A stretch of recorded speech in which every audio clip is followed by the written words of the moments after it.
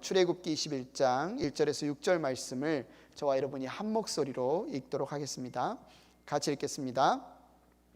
내가 백성 앞에서 공포하여야 할 법규는 다음과 같다.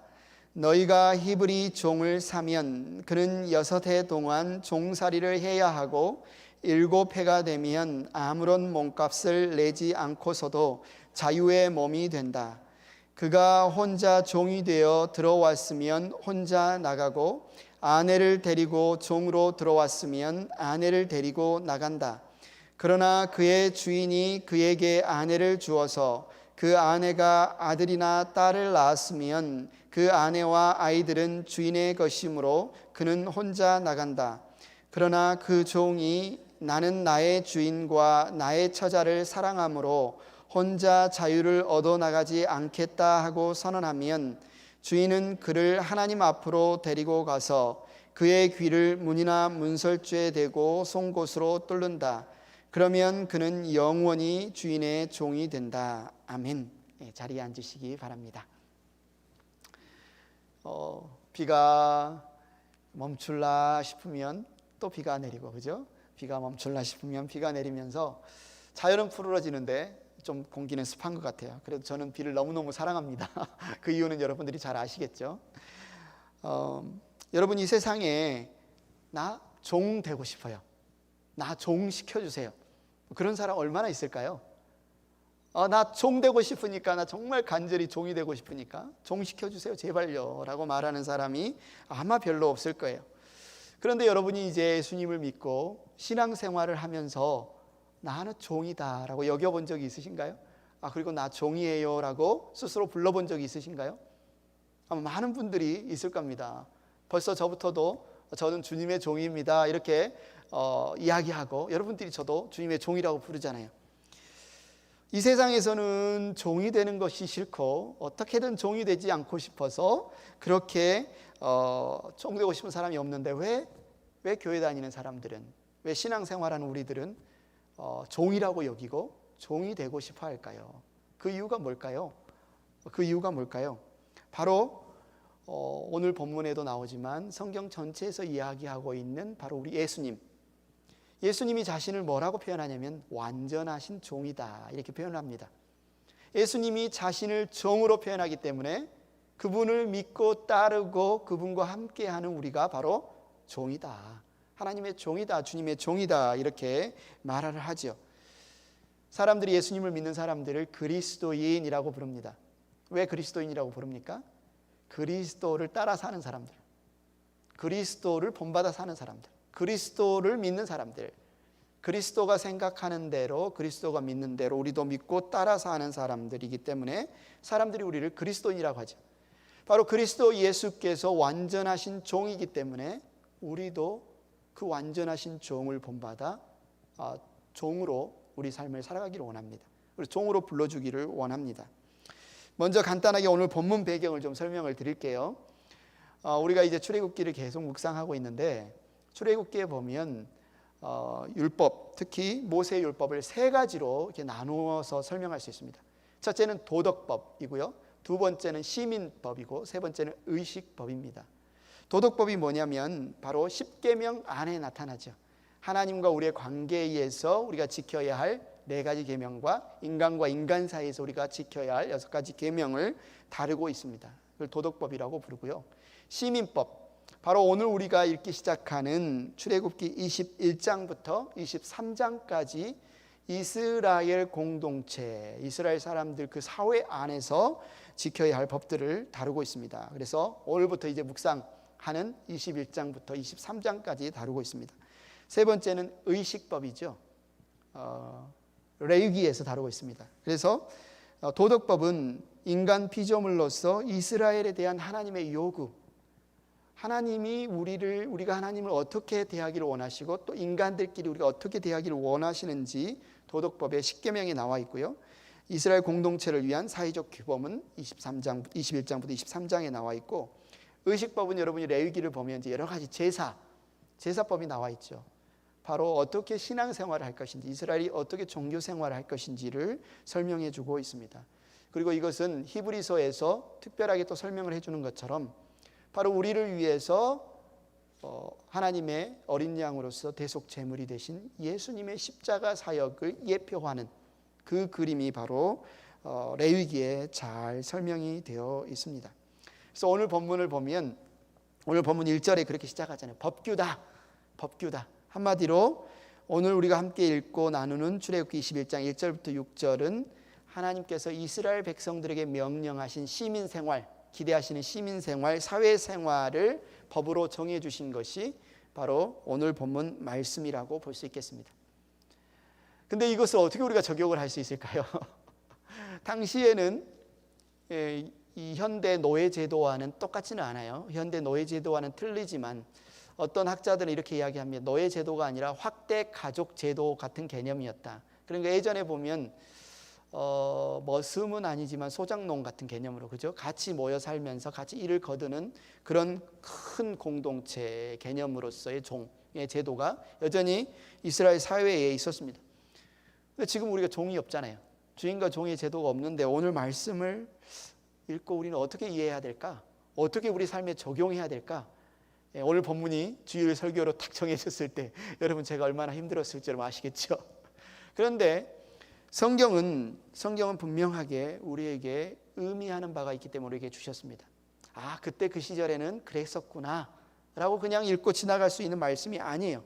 분명하게 오늘 본문 역시 우리에게 적용할 수 있는 가능성이 있는데, 그것이 뭐냐면 바로 예수님과 우리의 관계의 중요한 설명을 보여주는 말씀이 오늘 말씀입니다. 그래서 저는 이제 당시에 이스라엘 사람들의 시민생활, 사회생활이라는 법규에 초점을 맞추지 않고 이것을 우리에게 예수님과 우리의 관계로 초점을 맞춰서 함께 살펴보고자 합니다. 우리는 오늘 본문에서 예수님의 인격과 사역에 대한 가장 아름답고 복된 예시를 볼 수가 있어요. 예수님의 인격, 예수님의 섬김이 어떠하였는지에 대해서 모형이라고 하죠. 모형. 나중에 본형, 원형이 나온 것을 미리 그림자로 미리 예표해서 보여주는 그림이 바로 오늘 이야기일 수 있다는 겁니다.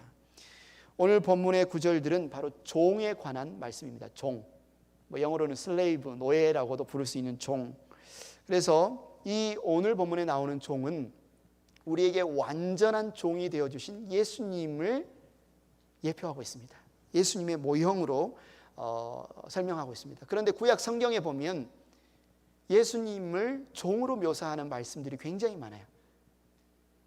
앞으로 올 메시아, 그리스도, 그분은 종이다 이렇게 표현한 말씀들이 많아요. 몇 구절 한번 살펴볼까요? 이사야서 42장 1절을 보면 나의 종을 보아라, 그는 내가 붙들어주는 사람이다. 종이라고 말하고 있죠. 스가랴서 3장 8절을 보니까 내가 이제 새싹이라고 부르는 나의 종을 보내겠다 이렇게 말씀을 하시고, 이사야서 52장 13절에 나의 종이 매사에 형통할 것이니 그가 받들어 높임을 받고 크게 존경을 받게 될 것이다. 그냥 당시의 노예를 말하는 게 아니겠죠. 종이 높임을 받고 종이 존경을 받는데 종으로 오시는 예수님, 종으로 오신 그리스도 메시아를 가리키는 말씀입니다. 53장 11절에도 말해요. 나의 의로운 종이 자기의 지식으로 많은 사람을 의롭게 할 것이다. 그는 다른 사람들이 받아야 할 형벌을 자기가 짊어질 것이다. 종으로 오시는 예수님께서 다른 사람들의 죄의 문제를 해결하고 그들을 의롭게 한다. 그들의 형벌을 대신 받고 그들이 하나님 앞에 설 수 있는 의로운 존재로 만들어주시는 종, 그분이 바로 예수님이십니다. 그래서 이런 구약의 말씀들을 그대로 받아들여서 빌립보서 2장에 보면 사도 바울은 예수님을 믿고 신앙생활하는 우리에게 이렇게 권면하고 있습니다. 우리가 2장 5절을 같이 한번 읽어볼까요? 시작. 여러분 안에 이 마음을 품으십시오. 그것은 곧 그리스도 예수의 마음이기도 합니다. 우리가 예수님을 믿는 사람이라면, 우리가 그리스도인이라면 당연히 뭘 해야 된다요? 예수님의 마음을 품어야 된다. 예수님처럼 우리가 그렇게 순종해 살아야 된다라고 하면서 그 뒤에 예수님의 삶을 이렇게 묘사를 하고 있습니다. 빌립보서 2장 6절에서 8절 말씀이죠. 그는 하나님의 모습을 지니셨으나, 한마디로 그분은 하나님이셨어요. 하나님의 아들, 하나님이셨으나 하나님과 동등함을 당연하게 생각하지 않으시고 오히려 자기를 비워서 종의 모습을 취하시고 사람과 같이 되셨습니다. 그는 사람의 모양으로 나타나셔서 자기를 낮추시고 죽기까지 순종하셨으니 곧 십자가에 죽기까지 하셨습니다. 야, 어떻게 하나님이 자신을 이렇게까지 낮추실 수 있을까? 비하하실 수 있을까? 가장 높은 권세의 자리에서 최대한 그 주인 되신, 그 아버지 되신 하나님을 의지하고 의존하는 자리로 내려오셨습니다. 존귀와 영광에서부터 고난과 수치를 받는 자리로 내려오셨어요. 하늘과 땅을 지으신 분께서 이 자연계의 법칙, 시간과 공간의 한계를 받는 그 속으로 성육신하여서 내려오셨어요. 하나님 보좌 우편에 계시면서 모든 천사들의 찬송과 예배와 영광을 받으시던 분이 우리와 같은 인간의 몸을 입고 이 땅에 오시면서 천사들보다 낮은 그 자리로 우리에게 내려오셨어요. 예수님의 놀라운 낮아지심에 대해서 저와 여러분들은 뭐 그러려니 그랬나 보다 이렇게 생각하시면 안 됩니다. 정말 여러분 깊이 묵상하셔야 돼요. 이게 얼마나 놀라운 일인가, 이것이 얼마나 감사한 일인가, 이것이 얼마나 우리가 찬양하면서 기뻐할 일인가. 하나님이 우리와 같이 우리에게 오신 이 사건을 우리는 잊지 말아야 합니다. 신약 성경 전체는 완전한 종의 섬김, 우리에게 오신 예수님을 이 완전한 종의 섬김의 모습으로 계속해서 반복해서 복음서나 서신서나 계속 설명해 주고 있습니다. 마가복음은 예수님이 우리에게 얼마나 완전한 종으로 오셔서 그분의 생애 전체가 섬김의 삶이었는지, 그분의 인생 목적이 섬김의 목적이었고 그분이 처음부터 끝까지 섬기시는 삶을 살았던 것을 우리에게 보여주고 있습니다. 복음서는 예수님의 생애가 하나님의 뜻을 행하는 완전한 종의 삶이었다, 이것을 우리에게 보여주고 있어요. 누가복음 2장 49절, 예수님이 어렸을 때 육신의 부모인 요셉과 마리아와 함께 성전에 갔다가 부모가 예수님을 잃어버린 사건이 나타납니다. 한참을 고향으로 가고 있는데 예수님이 안 보여요. 그래서 부랴부랴 찾으러 다시 성전에 갔더니 예수님이 이렇게 말씀하십니다. 어찌하여 나를 찾으셨습니까? 내가 내 아버지의 집에 있어야 할 줄을 알지 못하셨습니까? 예수님의 마음 가운데에는 뭐가 있었다는 겁니까? 하나님이 나의 아버지이시고 나의 생의 목적은, 나의 삶의 목적은 아버지의 뜻을 행하는 것이다. 그래서 요한복음 6장 38절에 보면 자신의 생애, 자신의 삶을 이렇게 표현하고 계십니다. 그것은 내가 내 뜻을 행하려고 하늘에서 내려온 것이 아니라 나를 보내신 분의 뜻을 행하려고 왔기 때문이다. 예수님은 종으로 이 땅에 오셨어요. 예수님은 완전한 종으로 이 땅에 우리에게 찾아오셨어요. 그런데 완전한 종이신 예수님은 율법의 요구를 또한 완전하게 성취하신 분이십니다. 예수님은 완전한 종으로서 그분의 주인의 즐거움에 순종하셨습니다. 그래서 로마서 15장 3절에 보면 뭐라고 표현하냐면 자기에게 좋을 대로 하지 않으신 분. 여러분 성경을 보십시오. 하나님을 반역하고 거역한 인간을 뭐라고 표현하냐면 자기 소견대로 행하는 사람들, 양과 같이 자기 가고 싶은 대로 가고 자기 하고 싶은 대로 하고, 그것이 바로 죄인의 특성이죠. 하나님의 뜻이 아니라 자기 소견대로, 자기 하고 싶은 대로. 그런데 예수님은 뭐라고 성경에서 특징 지어지냐면 자기에게 좋을 대로만 하지 않으신 분, 그분이 바로 예수님이에요. 그래서 주님은 제자들에게 이렇게 말씀하셨습니다. 누가복음 22장 27절에 보면 누가 더 높으냐, 밥상에 앉은 사람이냐 시중 드는 사람이냐, 밥상에 앉은 사람이 아니냐, 그러나 나는 섬기는 사람으로 너희 가운데 있다. 뭐예요? 주님은 시중 드는 사람으로 우리에게 찾아오셔서 제자들에게 오셔서 지금 그 일을 감당하고 있다, 이렇게 말씀하고 있죠. 그런데 예수님이 이 땅에 완전한 종으로 오신 것은 어쩔 수 없어서 강제적으로 그러신 것이 아니라 정말 자원해서 자발적으로 스스로 기뻐하셔서 그렇게 오신 거라는 거죠. 예수님을 성경은 두 번째 아담이란 뜻이 사람이란 뜻이잖아요. 두 번째 아담이라고 부릅니다. 그 말은 첫 번째 아담이 있다는 말이죠. 최초의 인간인 아담, 첫 번째 아담에게 어떤 명령이 주어졌습니까? 하나님이 아담을 지으시고 정말 참 좋다, 선하다라고 생각하시며 명령하셨죠. 생육하고 번성하여 땅에 충만하고 정복하여 다스리라. 바로 하나님의 명령에 순종해서 종으로 맡겨진 일들을 담당하는 그 종의 자리가 주어졌어요. 그러나 아담이 어떻게 했습니까? 그 자리를 저버렸습니다. 그는 창조자에게 순종하지 않고 창조자이신 하나님의 뜻대로 사는 것을 거부하고 선과 악을 아는 나무의 실과를 먹으면서 자기가 원하는, 내 스스로 선과 악을 정해서 내가 원하는 대로, 내 뜻대로 살겠다, 이렇게 반역을 했습니다. 아담이 무슨 꼬임에 넘어갔어요? 사단이 뱀의 모양으로 와서 네가 하나님처럼 될 수 있어. 하나님 명령 따르지 말고 네가 그냥 네 생각대로 사는 거야. 네가 하고 싶은 대로 사는 거야. 하나님처럼 될 수 있어. 이 꼬임에 넘어가서 그렇게 하나님을 반역했습니다. 이와 대비해서 예수님은 어떠십니까? 둘째 아담으로 오신 예수님은 정반대의 삶을 사셨다는 거죠. 정반대의 삶을. 그분은 하나님이셨지만 차원에서 그 하늘에서 누리던 영광과 거룩한 위엄과 위대하신 그 자리를 그대로 포기하고 내려놓고 종의 형체를 입고 이 땅에 오셨습니다. 우리를 찾아오셨어요. 그런 참 하나님이시면서 참 인간으로 오신 예수님을 사탄이 이제 또 꼬드기로 갑니다. 첫째 아담을 꼬드기로 갔던 것처럼, 그래서 40일 동안 광야에서 금식하신 예수님께 뭐라고 유혹합니까? 하나님을 의지하지 마. 하나님을 의지하지 마. 봐. 이 돌들에게 빵이 되라고 말해봐. 이 돌들에게 빵이 되라고 말해봐. 네 능력을 사용해. 그러자 예수님이 뭐라고 말씀하세요? 예수님은 자신이 어디에 있어야 하는지, 왜 이 땅에 오셨는지 분명히 아시는 분이었습니다. 나는 주님의 뜻을 행하는 사람이다. 나는 주님의 뜻대로 사는 사람이다.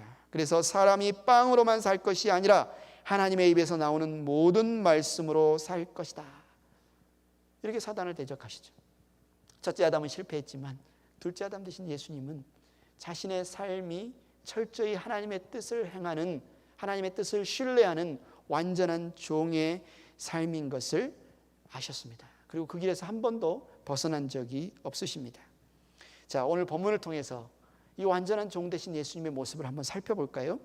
2절에 말하지요.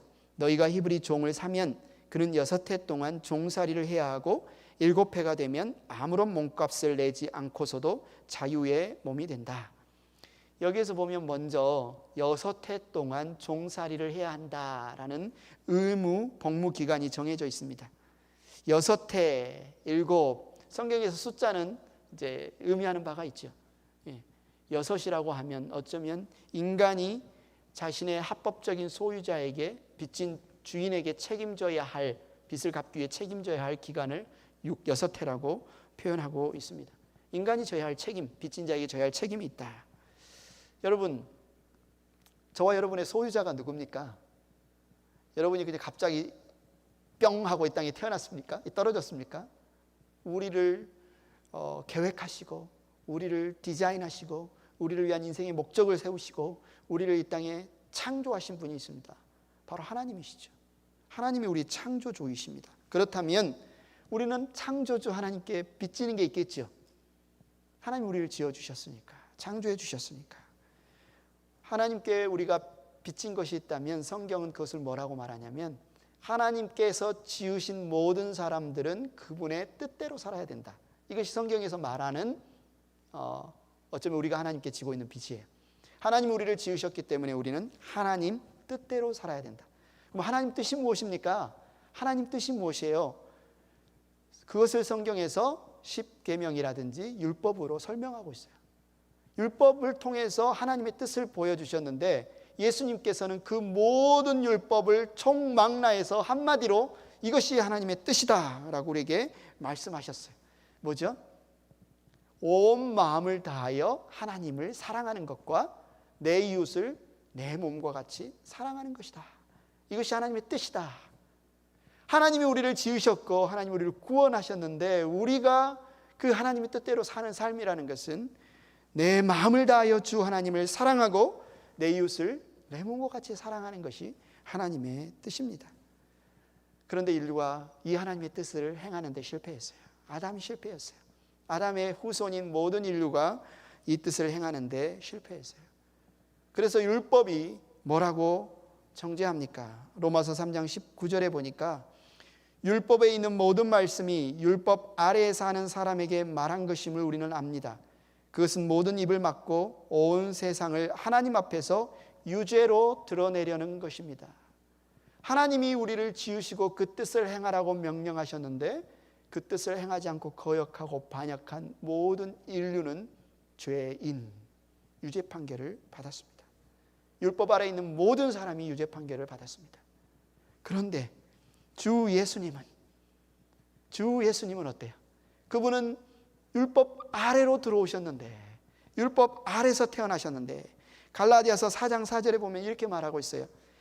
그러나 기한이 찼을 때 하나님께서는 자기 아들을 보내셔서 여자에게서 나게 하시고 또한 율법 아래에 놓이게 하셨습니다. 예수님께서 우리와 똑같이 율법 아래로 들어오셨는데 예수님은 어떤 분이세요? 마태복음 5장 17절에 이렇게 말씀하십니다. 율법 안으로 들어오신 분께서 내가 율법이나 예언자들의 말을 폐하러 온 줄로 생각하지 말아라. 폐하러 온 것이 아니라 완성하러 왔다. 예수님이 둘째 아담으로 이 땅에 오셨는데 그분은 율법을 완성시키는 분이에요. 율법이 요구하는 모든 요구 조건을 충족시키는 분이 바로 예수님입니다.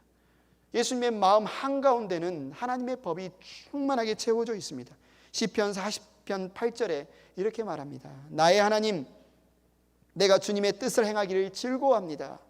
주님의 법을 제 마음속에 간직하고 있습니다. 시편 1편 2절 오로지 주님의 율법을 즐거워하며 밤낮으로 율법을 묵상하는 사람이다. 바로 예수님의 삶, 예수님의 인생, 예수님의 모습을 그대로 묘사하는 말씀입니다. 시작부터 끝까지 예수님의 생각이나 예수님의 말이나 예수님의 행동은 율법을 지키셨어요. 율법을 만족시키셨습니다. 인간에 대한 완벽한 요구를 예수님의 삶은 완전히 성취하셨어요. 하나님의 편에 서 있어서나 인간의 편에 서 있어서나 예수님은 율법에 규정된 그 어느 것 하나 어기신 것이 없이 완벽하게 성취하신 분이 바로 예수님이십니다. 오늘 본문 2절에 이렇게 말씀을 했죠. 너희가 히브리 종을 사면 그는 6해 동안 종살이를 해야 하고 7해가 되면 아무런 몸값을 내지 않고서도 자유의 몸이 된다. 히브리 종이 돈이 없어서 빚을 갚지 못해서 주인에게 그 빚을 갚기 위해서 템포러리로 6년 동안 이제 한마디로 종으로서 노동 봉사를 하는 거죠. 그런데 6년을 채우면 이제 의무가 다 채워졌기 때문에 뭐 해도 돼요? 자유롭게 자유로운 종에서 벗어날 수 있어요. 이 말씀이 바로 우리 예수님께도 그대로 적용될 수 있으셨다는 거죠. 왜냐하면 예수님은 율법 아래에 태어나셨지만 율법이 요구하는 모든 기준을 다 행하신 분이기 때문에 율법은 예수님께 더 이상 요구할 것이 없어요. 그래서 이런 예수님의 이런 모습을 잘 보여주는 예표 중에 하나가 여러분들이 일명 변화산 사건이라고 말씀하는 그 사건, 예수님과 핵심 제자 3명이 거룩한 산에 올라가서 예수님의 모습이 변형된 사건. 그때 무슨 사건이 일어납니까? 예수님의 모습이 완전히 환한 빛나는 모습으로 변형됨과 동시에 하늘에서 말씀이 들립니다. 이는 내 사랑하는 아들이라. 누가 지금 이는 내 사랑하는 아들이라 이렇게 선포를 하고 있어요? 하나님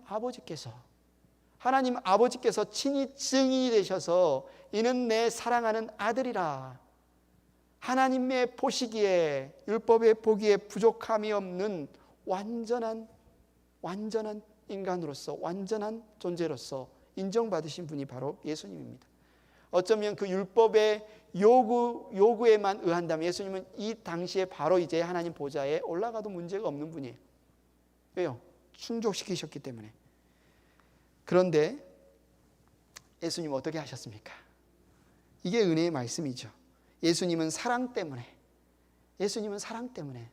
자신의 어떤 자격이나 자신의 율법을 완성시킨 그 부분에 있었으면 언제든지 그냥 자유를 누리실 수 있는 분이 그분이 사랑 때문에 스스로 종이 되셔서 영원히 섬겨주십니다. 오늘 본문 3절 4절에 말하죠. 그가 혼자 종이 되어 들어왔으면 혼자 나가고 아내를 데리고 종으로 들어왔으면 아내를 데리고 나간다. 쭉 설명을 말합니다. 이것은 처음에도 말한 것처럼 당시 이스라엘 백성들 안에 있던 시민생활, 사회생활에 관련된 법규라고 말씀을 드렸습니다. 하지만 우리는 이 말씀을 우리와 예수님과의 관계로 우리는 해석해서 적용할 수가 있어요. 어떻게 해석해서 적용할 수가 있어요? 구약 성경이든지 신약 성경이든지 성경은 하나님과 우리의 관계를 신랑과 신부, 남편과 아내의 관계로 설명을 하고 있습니다. 특별하게 여러분 생각나시는 구약 성경 있으세요? 하나님을 남편으로, 이스라엘 백성을, 하나님을 믿는 백성을 아내로. 많이 있겠지만 그 중에 대표적인 성경이 호세아서 아니겠습니까? 호세아서 2장 19절 20절에 이렇게 말합니다. 그때 내가 너를 영원히 아내로 맞아들이고 너에게 정의와 공평으로 대하고 너에게 변함없는 사랑과 긍휼을 보여주고 너를 아내로 삼겠다. 내가 너에게 성실한 마음으로 너와 결혼하겠다. 그러면 너는 나 주를 바로 알 것이다. 이처럼 하나님은 하나님과 우리의 관계를 남편과 아내의 관계로 설명을 하고 계십니다. 지금까지 제가 쭉 설명드린 것처럼 예수님은 율법 아래에서 태어나셨지만 율법을 완전히 만족시키신 분이십니다. 이 성경 구절처럼 이미 6년을 봉사한 이 종이 이제는 만족시켰기 때문에 자유롭게 혼자 나갈 수 있지만 문제는 뭡니까? 아내된 우리죠. 아내된 우리입니다. 우리는 죄 아래 놓여 있고 우리는 율법을 만족시키지 못하고 우리는 죄 때문에 율법 안에서 놓일 수가 없습니다. 그래서 우리의 남편 되신 예수님께서 어떻게 하셨어요? 남편 되신 예수님께서 우리의 죄의 문제를 해결하고 우리와 연합을, 우리를 떠나지도 않으시고 우리를 버리지도 않으시고 우리와 연합된 연합을 계속 누리면서 우리를 해방시키기 위해서 하신 일에 대해서 요한복음 12장 24절은 이렇게 말씀을 하십니다. 내가 진정으로 너에게 말한다. 밀알 하나가 땅에 떨어져서 죽지 않으면 한 알 그대로 있고 죽으면 열매를 많이 맺는다. 예수님께서 죄 가운데서 율법 아래에서 정죄 아래에서 심판 아래에서 아내된 우리를 구원하셔서 자유케 하신 일은 바로 죽음과 부활을 통해서 그렇게 하셨습니다. 누구나 부활을 누리려면 먼저 죽어야 되죠. 남편 되신 예수님은 십자가에서 아내된 우리의 모든 죄를 지고 죽으셨습니다. 그리고 그 죽음을 이기시고 부활하심으로 그 부활함 안에서 우리와 온전한 연합을 이루시고 우리를 자유케 해 주셨습니다. 오늘 본문 5절 6절은 이 사실을 좀 더 구체적으로 이렇게 보여주고 있어요.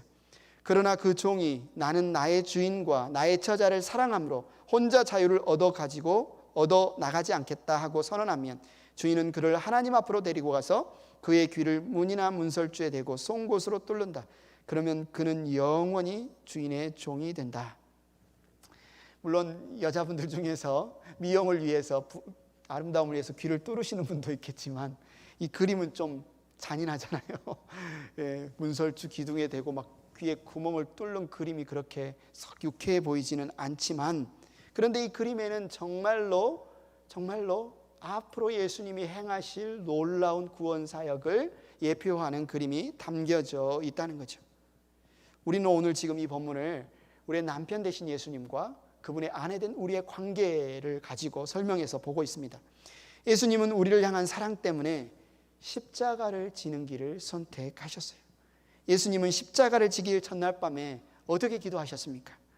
요한복음 12장 27절 28절 지금 내 마음이 괴로우니 무슨 말을 할까? 아버지 이 시간을 벗어나게 하여 주십시오 하고 말할까? 아니다. 나는 바로 이 일 때문에 이때에 왔다. 아버지의 이름을 영광스럽게 드러내십시오. 예수님은 왜 이렇게 기도하셨을까요? 예수님은 율법의 요구를 다 만족시키셔서 굳이 십자가를 지실 필요가 없으신 분이신데 왜 십자가를 지는 이 문제를 가지고 이렇게 고난을 당하시면서 하나님 앞에 십자가를 지게 해달라고 기도하고 있을까요? 오늘 본문에 이야기하는 것처럼 무엇 때문에? 사랑 때문에 자기 자신을 전혀 생각하지 않는 사랑. 사랑하는 이들을 위해서 자신을 온전히 내어주시는 그 사랑 때문에 예수님은 자신이 앞으로 걸어가실 이 십자가의 길이 얼마나 치욕적이고 얼마나 고통스럽고 얼마나 끔찍한 일들이 일어날 길인 것을 이미 다 알고 계시면서도 십자가를 지기로 선택하셨어요. 왜요? 사랑 때문에. 사랑 때문에. 아버지를 향한 사랑, 우리를 향한 사랑, 그 사랑 때문에 오늘 이 본문에 나오는 종은 귀를 문설주에 뚫었지만 예수님은 두 손과 두 발을 못에 뚫리시고 창으로 허리가 뚫리시면서 우리를 사랑하신 그 사랑, 이런 완전한 종이신 예수님의 사랑을 예표하는 오늘 본문 5절, 이 종의 이 표현을 한번 잘 보십시오. 아주 중요한 표현입니다. 사랑한다고 하는데 누구를 사랑한다고 하는지 5절 말씀을 보십시오. 나는 나의 주인과 나의 처자를 사랑함으로 라고 말하고 있습니다. 나의 아내와 자녀를 사랑해요. 그러니까 내가 이 종을 계속 이 자녀와 함께 살기 위해서 있고 싶어요 라고 말하면 우리는 보통 이해가 되지만, 먼저 뭐라고 말합니까? 나는 나의 주인을 사랑합니다. 어떤 종이 되고 싶어요, 종으로 계속 살고 싶어요 라고 말하면서 내가 주인을 사랑하기 때문에 라고 말하는 종이 어디에 있을까요? 어디에 있을까요? 그 완벽한 예가 바로 성경에 있습니다. 그분이 바로 예수님 아니신가요? 예수님이 기꺼이 완전한 종으로 차원에서 이 땅에 오시고 영원한 종으로 하나님 아버지와 우리를 섬기겠다고 말씀하신 그 모델, 바로 그분이 예수님 아니신가요? 그래서 오늘 이 출애굽기 말씀을 하나님께서 모세를 통해서 쓰게 하시면서 그분의 염두에 된 원형의 그림은 누구라고요? 예수님이시라고요. 바로 예수님께서 그분의 주인 되신 하나님, 그분의 아버지 되신 하나님을 사랑함으로, 그리고 그분의 아내 된 우리를 사랑함으로 스스로 종이 되셔서, 완전한 종이 되셔서 인간의 형체를 입고 이 땅에 오셨을 뿐만 아니라 십자가에 죽기까지 낮아지신 것이다. 예수님의 생애는 처음부터 끝까지 앞에서 살펴본 것처럼 아버지의 뜻을 행하는 삶이었습니다. 그 어떤 일 하나도 자신의 뜻대로 행하지 않으셨어요. 그 중에 대표적인 예 중에 하나가 바로 마르다, 마리아, 나사로 이야기인데요. 요한복음 11장에 보면 예수님과 굉장히 가까웠던 마르다와 마리아가 급하게 사람을 보내서 예수님이 와주시기를 요청합니다. 왜요? 오빠 나사로가 지금 중병에 걸려서 곧 죽게 되었으니 선생님 어서 오셔서, 주님 어서 오셔서 우리 오빠를 좀 구해 주십시오. 예수님이 전가를 들으셨어요. 그런데 굉장히 예수님의 행동이 이상합니다. 급하다고 하면 급히 가야 되잖아요. 그런데 그 전가를 보고서도 자기가 계시던 곳에 이틀을 더 머물러 계신 이후에야 출발을 하십니다. 그 이유가 뭐예요? 요한복음 11장 4절에 그 이유로 예수님이 이렇게 말씀을 하세요. 이 병은 죽을 병이 아니라 오히려 하나님의 영광을 드러낼 병이다. 이것으로 말미암아 하나님의 아들이 영광을 받게 될 것이다. 예수님께서는 무엇을 하든지 병을 고치는, 그것도 가장 가까운 제자들, 그들의 병을 고치는 일까지도 자신의 어떤 인간적인 애정, 인간적인 가까움을 통해서 행하지 않으시고 오로지 하나님의 뜻, 하나님의 영광을 위하여 그 일을 행하셨다는 거죠. 그 대표적인 것이 바로 예수님께서 십자가를 지신 사건입니다. 좀 전에 봤던 것처럼 요한복음 12장 28절에 예수님은 십자가를 지시기 전에 이렇게 기도해요. 아버지의 이름을 영광스럽게 드러내십시오. 내가 지금 십자가를 지는 것은, 내가 지금 고난을 받는 것은, 내가 지금 십자가의 어린 양으로 매달려 죽는 것은 바로 아버지의 이름을 영광스럽게 하기 위해서입니다. 영광을 받아주십시오. 그러자 하늘에서 소리가 들렸습니다. 내가 이미 영광되게 하였고 앞으로도 영광되게 하겠다. 변화산에서 이미 들렸던 그 말씀처럼, 그죠? 너는 내 사랑하는 아들이다. 이미 말씀처럼 예수님은 이미 하나님을 영광되게 하는 삶을 지금까지 계속 충분하게 살아오셨는데도 앞으로도 영광되게 하겠다. 무슨 말입니까? 예수님이 십자가를 주시고 죽으시고 부활하시고 그 이후에 성령을 선물로 주시고 맺히시는 모든 열매를 통하여서 바로 저와 여러분을 통해서 하나님을 영화롭게 하실 것이라는 그 말씀입니다. 오늘 본문 6절을 보세요. 주인은 그를 하나님 앞으로 데리고 가서 그의 귀를 문이나 문설주에 대고 송곳으로 뚫는다. 그러면 그는 영원히 주인의 종이 된다. 여러분, 이전에도 아마 이 구절을 묵상하거나 설교를 들으면서 이 의미가 무엇인지를 들어보셨을 거예요.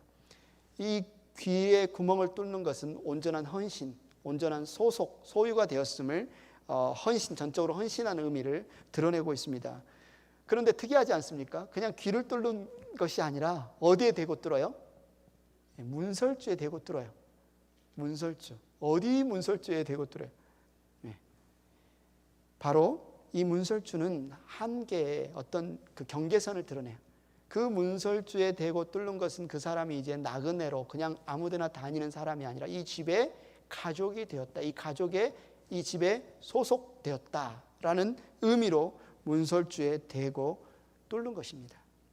주인이 그 종을 받아들여 그의 귀를 뚫을 때 이것은 그 종이 사는 동안에 이제 그 집에 속하게 되었습니다. 평생 영원히 그의 종이 되었음을 그 몸의 흔적으로, 표시로 갖고 있게 하신 것이죠.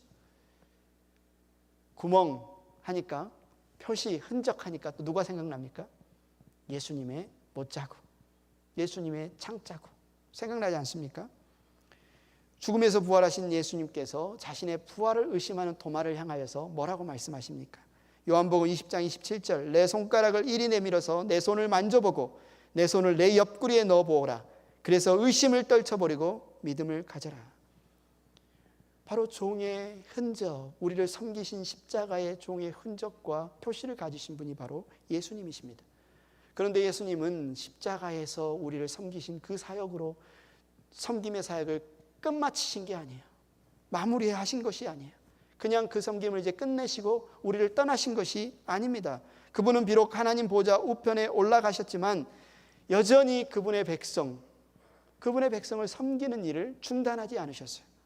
바로 예수님께서 누가복음 12장 37절에 비유를 통해서 이렇게 말씀하십니다.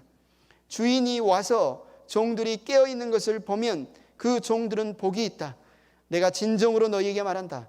그 주인이 허리를 동이고 그들을 식탁에 앉히고 곁에 와서 시중을 들 것이다. 여러분 자세히 보십시오. 여러분 잘못 보신 것이 아니에요. 누가 시중을 들고 있습니까 지금?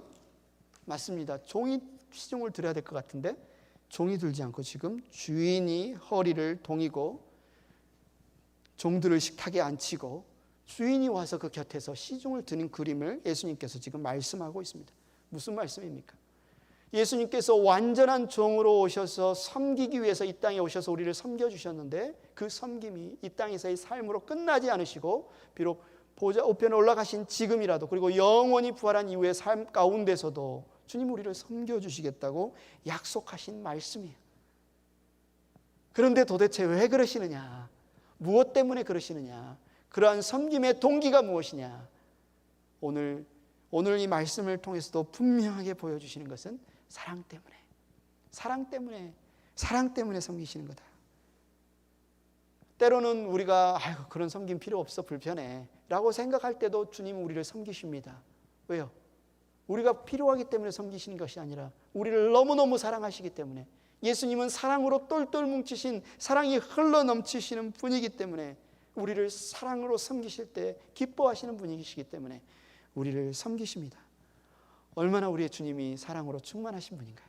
얼마나 우리 주님이 겸손하신 분인가요? 근데 그분이 보통 분인가요?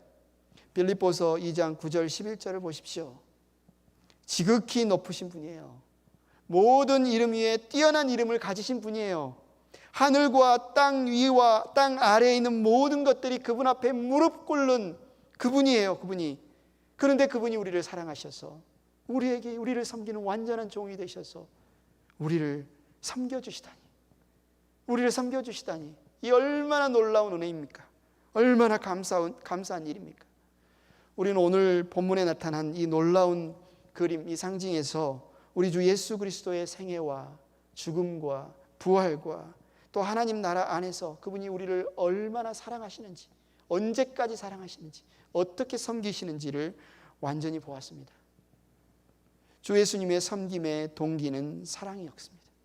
이미 율법을 만족시켰고 오늘 본문에 나온 종처럼 6년을 채워서 나갈 수 있는 자유가 있는 종처럼 주님은 얼마든지 자유를 누리실 수 있는 분이심에도 불구하고 기꺼이 스스로 자유를 내려놓고 완전한 종이 되셔서 우리를 섬겨주셨습니다. 섬기는 종으로 우리를 찾아오셨습니다. 여러분 믿으십니까? 여러분 믿으십니까? 여러분 믿으시면 다음 말도 믿으셔야 돼요. 아멘이라고 하셨으니까 무슨 말씀을 믿으셔야 돼요? 빌립보서 2장 4절 5절에 우리를 그 자리로 초대를 하세요. 완전한 종으로 섬겨주신 예수님께서 우리를 그 자리로 지금 초대를 하십니다. 또한 여러분은 자기 일만 돌보지 말고 서로 다른 사람의 일도 돌보아 주십시오. 여러분 안에 이 마음을 품으십시오. 그것은 곧 그리스도 예수의 마음이기도 합니다.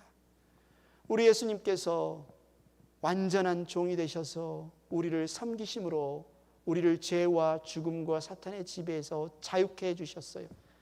그런데 그 자유를 가지고 이제 너희가 어떻게 살아야 되는지 아느냐라고 하시면서 말씀하십니다. 어떻게 살아야 마땅합니까? 우리가 한 목소리로 갈라디아서 5장 13절을 읽겠습니다. 같이 읽겠습니다.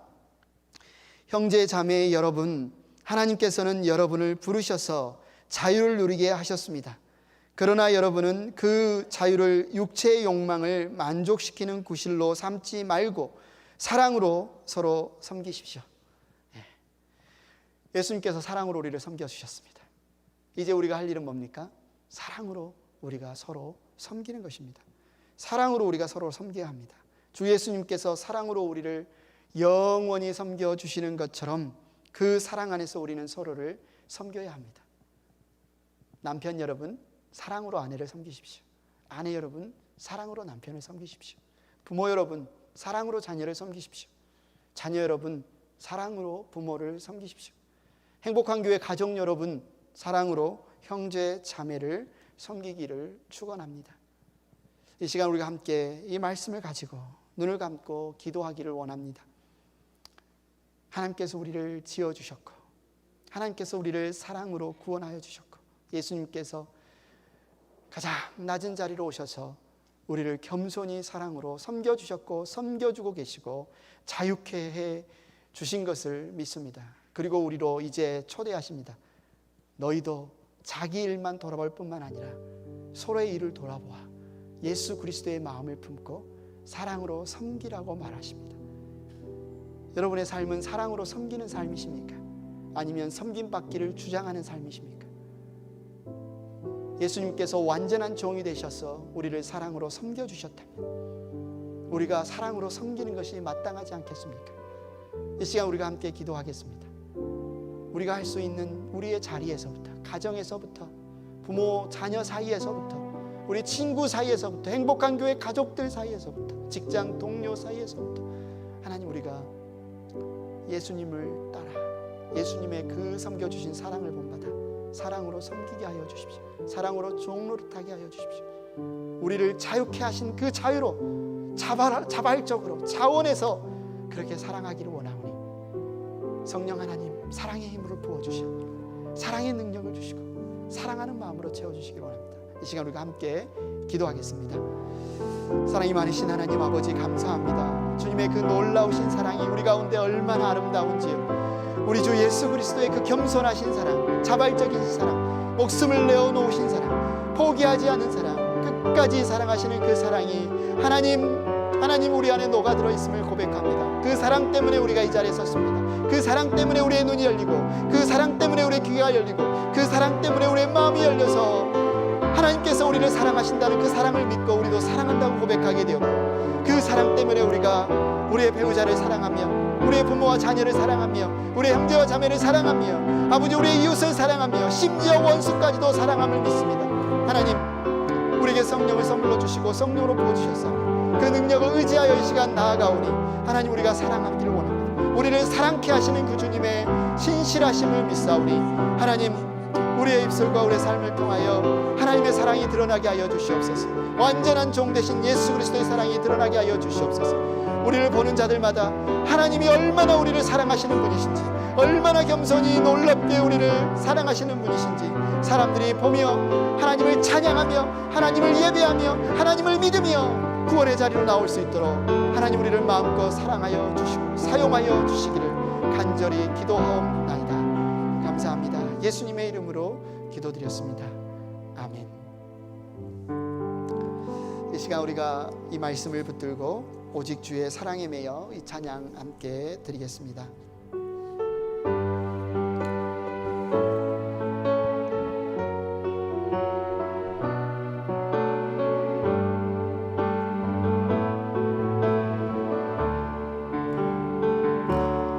오직 주의 사랑에 매여 내 영 기뻐 노래합니다.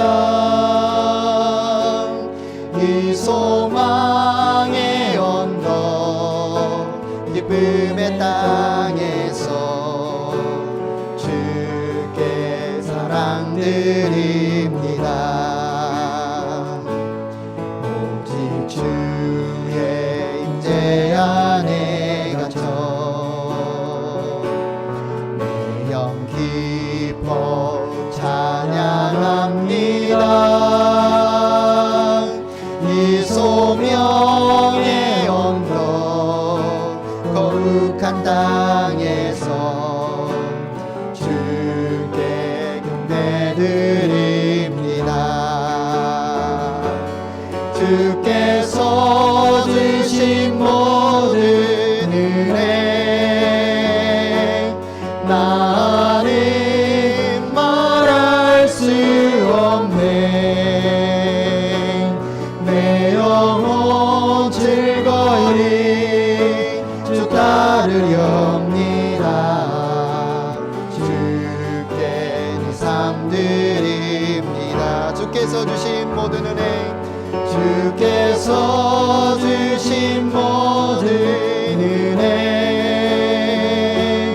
나는 말할 수 없네. 내 영혼 즐거이 주 따르렵니다. 주께 내 삶 드립니다. 주께서 주신 모든 은혜 다 같이 자리에서 일어나셔서 찬양 드리겠습니다. 다 같이 자리에서 일어나 주시고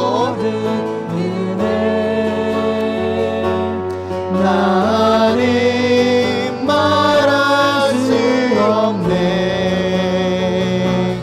내 영혼 즐거이 주 따르려